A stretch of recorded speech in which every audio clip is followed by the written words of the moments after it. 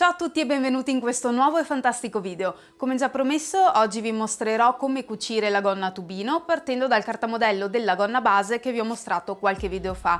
Ve lo lascio qui sopra e sotto in descrizione se ve lo siete persi. Durante il video vi mostrerò tutto il procedimento passo passo, quindi prima di tutto ricopieremo il cartamodello in un foglio a parte, faremo le opportune modifiche come per esempio aggiungere lo spacco, aggiungere i margini di cucitura. In seguito vi mostrerò come tagliare la stoffa e ovviamente tutto il procedimento per cucire la gonna.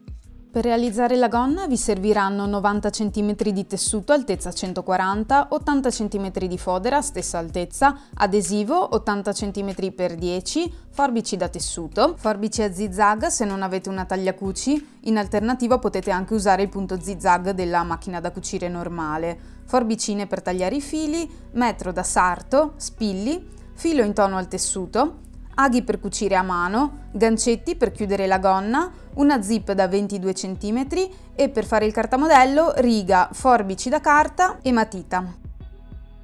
Prendete il cartamodello della gonna base. Prima di modificarlo vorrei fare il controllo della misura dell'addome che nello scorso video non vi ho spiegato.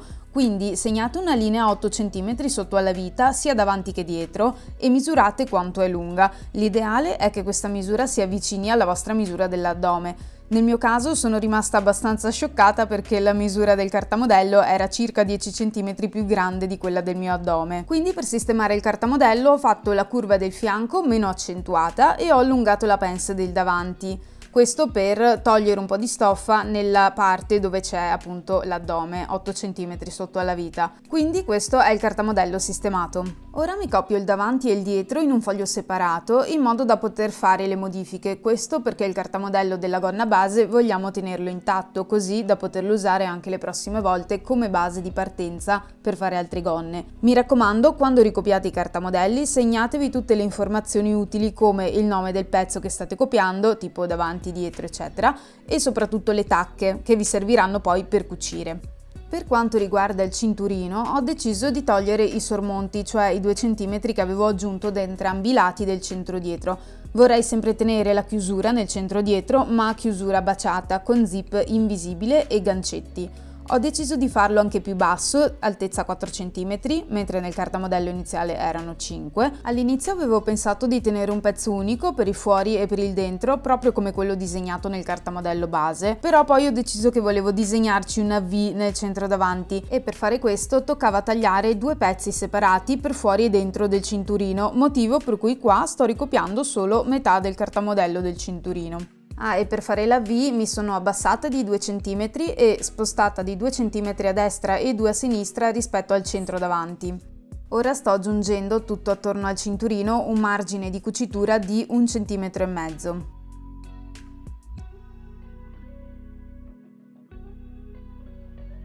Ora mi sto copiando il davanti pari pari dal cartamodello base. Essendo che voglio che la gonna vada giù verso il ginocchio non dritta ma stringendosi un pochino, rientro dal fianco di 2 cm sulla linea del fondo, questo sia nel cartamodello del davanti che del dietro. Sulla linea del fianco scendo circa 3 cm sotto al bacino e da lì mi collego al nuovo punto appena fatto sul fondo.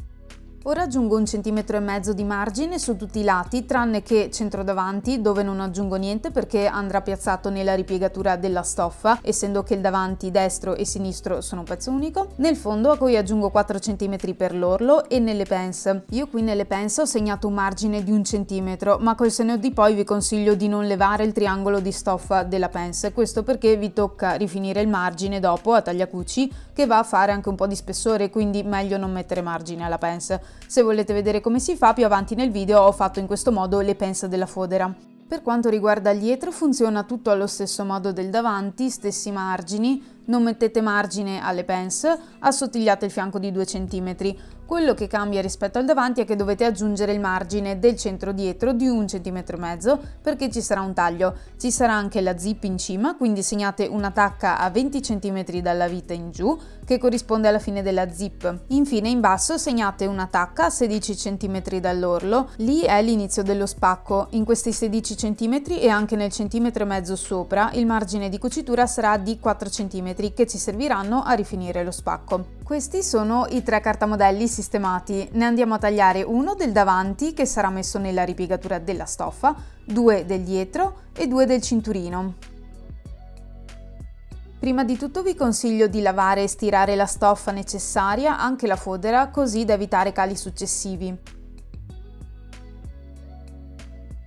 Io qui mi sto misurando il lato più largo del cartamodello per vedere di quanto rigirare il tessuto. Comunque, per quanto riguarda il piazzamento, ho considerato il dritto filo parallelo al centro davanti e centro dietro, quindi metto i pezzi paralleli alla cimosa. Per il cinturino il dritto filo segue il lato lungo. C'è da dire che dipende anche da che stoffa avete. Questa disposizione può andare benissimo per tutti i tessuti fermi e nel mio caso ho scelto questa disposizione perché la stoffa è leggermente elastica nella trama. Quindi metterli così mi permette di avere un po' più di comfort nella larghezza della gonna. Mi raccomando, riportate nella stoffa tutte le tacche che avevamo segnato nel cartamodello. Per segnare la punta della pence nel pezzo dietro fate passare uno spillo da sopra a sotto dove c'è la punta della pence e dietro vi fate dove esce lo spillo un segnetto. Ora da sotto sto facendo ripassare lo spillo sopra, così mi segno la punta della pence anche nel pezzo sopra. Per il cinturino ho preferito piazzare prima un pezzo poi l'altro, ma solo perché avevo poca stoffa a disposizione e così il taglio viene un po' più preciso. Mi raccomando, segnatevi sulla stoffa tutte le tacche.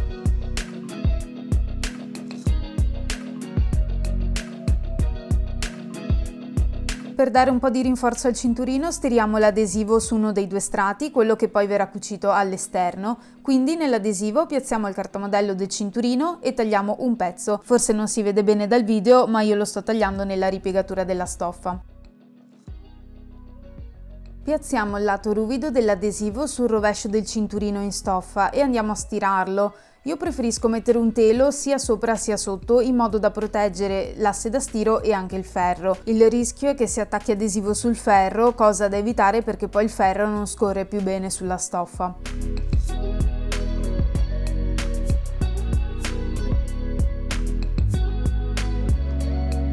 Per il cartamodello della fodera potete usare quelli di prima, dovete solo rigirare in dentro il margine del fondo in modo che diventi di 1,5 cm e anche il margine dello spacco deve essere di 1,5 cm. Anche qua vi consiglio di non tagliare via la stoffa interna alla pence e di segnarvi tutte le tacche. Fatevi una tacca anche in corrispondenza dei bordi delle pence. Vi consiglio in generale di piazzare la fodera nello stesso verso della stoffa principale, quindi dritto filo lungo centro davanti e centro dietro. Io qua però la sto tagliando in sbieco perché mi sono ritrovata ad avere in casa solo questa fodera ferma, non ne avevo di elastiche e essendo che la mia stoffa esterna è leggermente elastica sarebbe meglio abbinarci una fodera anch'essa elastica, quindi ho tagliato la fodera in sbieco così da averla leggermente elastica.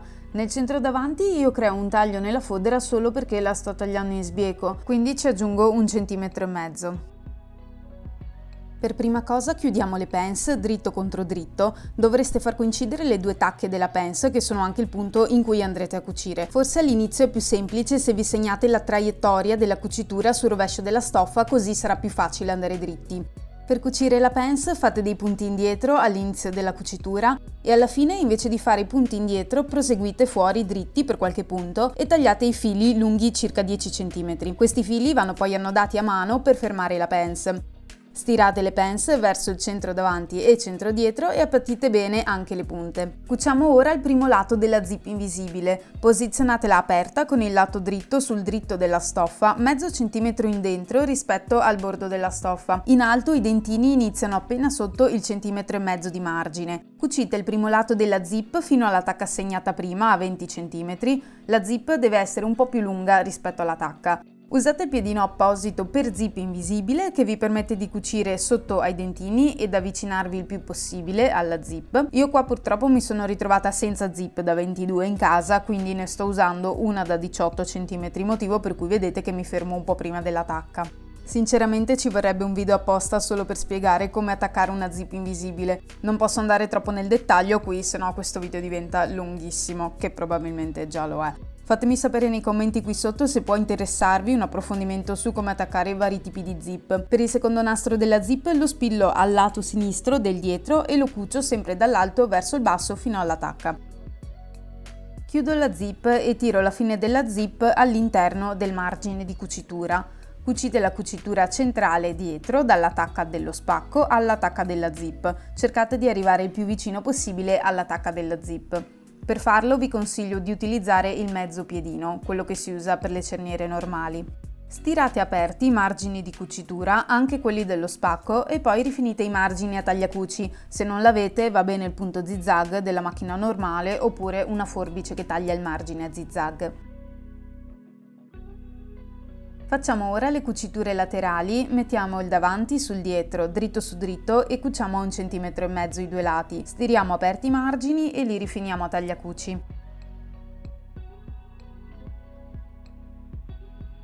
Anche nella fodera partiamo cucendo le pence sia del davanti che del dietro allo stesso modo con cui avete cucito quelle di prima. Se può aiutarvi, segnate con il gesso dove va fatta la cucitura. Annodate le estremità dei fili e stiratele verso il centro davanti e centro dietro. Chiudete la cucitura del centro dietro tra tacca della zip e tacca dello spacco a 1,5 cm. Chiudete anche la cucitura del centro davanti se l'avete fatta come me. Qui cucite dalla vita al fondo a 1,5. Anche qui stirate aperti i margini di cucitura, anche dove ci sono le aperture di spacco e zip, e poi rifiniteli a tagliacuci. Chiudete le cuciture laterali a 1,5 cm, aprite i margini, stirateli e rifiniteli. La fodera è pronta, ora dobbiamo inserirla dentro alla gonna, rovescio della gonna con rovescio della fodera, e le appuntiamo e imbastiamo assieme in vita a circa 5 mm dal bordo. Faccio coincidere pence, fianchi e centro dietro. Dopo aver fatto l'imbastitura, spillo sulla zip i margini aperti della fodera. Comunque, e mi rivolgo soprattutto a chi ha le prime armi col cucito, se ci sono dei termini tecnici che non avete capito del video, tipo dritto filo, cimosa, trama, eccetera, vi consiglio di dare un occhio all'ultimo video che ho fatto in cui spiego appunto quelli che secondo me sono i 10 termini più importanti che dovete sapere per iniziare a cucire. Ve lo lascio qui sopra e sotto in descrizione.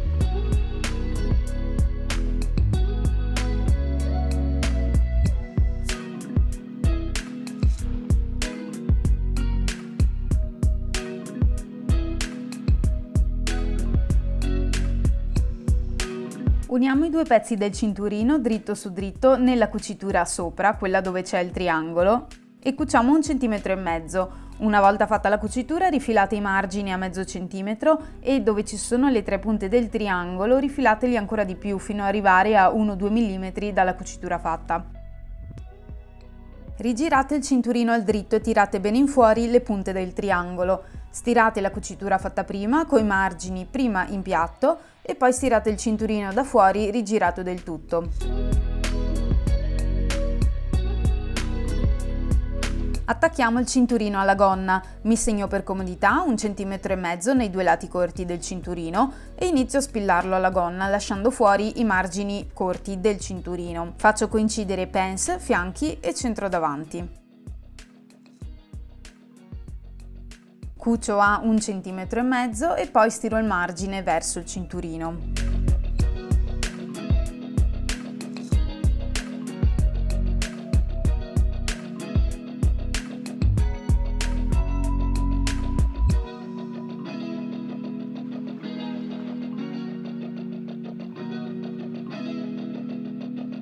Ora stirate verso l'interno del cinturino l'altro margine sempre di 1,5 cm, anzi per la precisione un pelo meno di 1,5 cm, dopo vi spiego perché. Prendete i margini corti che avevamo lasciato esterni alla gonna e cuciteli su se stessi, dritto su dritto a 1,5 cm, mettendoli così. Rifilate poi i margini a mezzo centimetro e nell'angolo arrivate a 2 mm dalla cucitura. Spillate il cinturino sul rovescio, fate in modo che il cinturino interno arrivi 1-2 mm più in giù rispetto al cinturino esterno, quindi il margine del cinturino interno dovrebbe essere un pelo meno di 1,5 cm, come vi dicevo prima. Ora cuciamo dal dritto esattamente nella linea di attaccatura del cinturino, è importante che il filo sia in tono alla stoffa così la cucitura sarà quasi invisibile. Dovreste avere un risultato di questo tipo, come vedete la cucitura quasi non si vede da fuori. Qui c'è stato un errorino, evidentemente in questi due punti non ho tirato giù bene il cinturino interno. Ora prepariamo l'orlo, stirate in dentro i 4 cm di orlo, anche nello spacco, e rifinite a tagliacuci. Spigliamo in su l'orlo e in dentro lo spacco di 4 cm, li fermiamo con una cucitura a mano, facciamo un sottopunto che non si veda al dritto, prendendo quindi solo qualche fibra quando entrate con l'ago nel pannello della gonna e tenete il filo poco teso.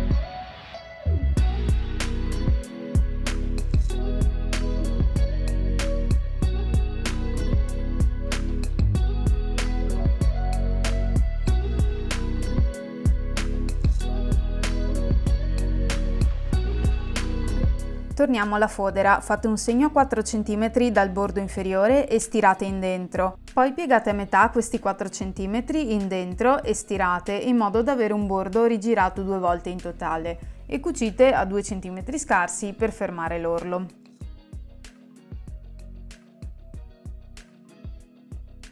Appuntate insieme l'inizio dello spacco della fodera con l'inizio dello spacco esterno in cima.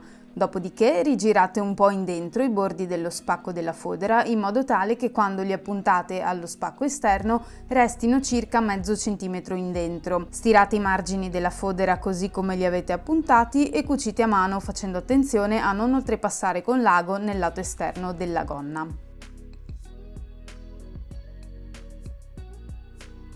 Fissate la fodera alla gonna anche sulle cuciture laterali. Prendete assieme i 2 margini di cucitura di stoffa esterna e fodera e cuciteli assieme per tipo 2 cm.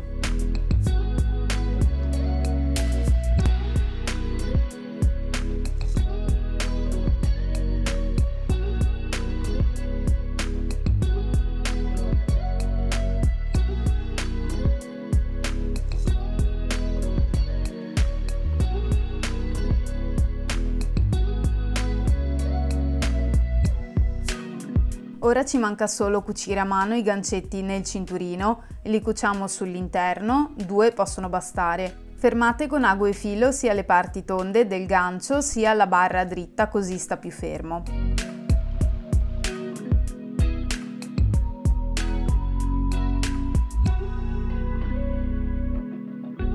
Questo è il risultato finito, le estremità del cinturino devono stare vicine quando chiuse, quindi come vedete i gancetti non sporgono fuori dalla stoffa o quasi per niente insomma.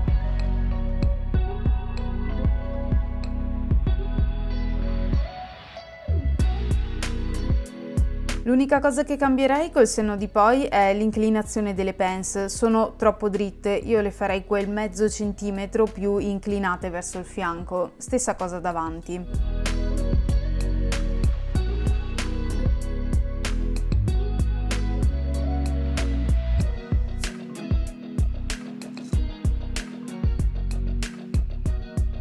Vi ringrazio per aver visto il video fino a qui, se vi è piaciuto lasciate un mi piace e iscrivetevi al canale per vedere altri video come questo. Nei prossimi video mi piacerebbe mostrarvi come modificare il cartamodello della gonna base per creare anche design più complessi di gonne.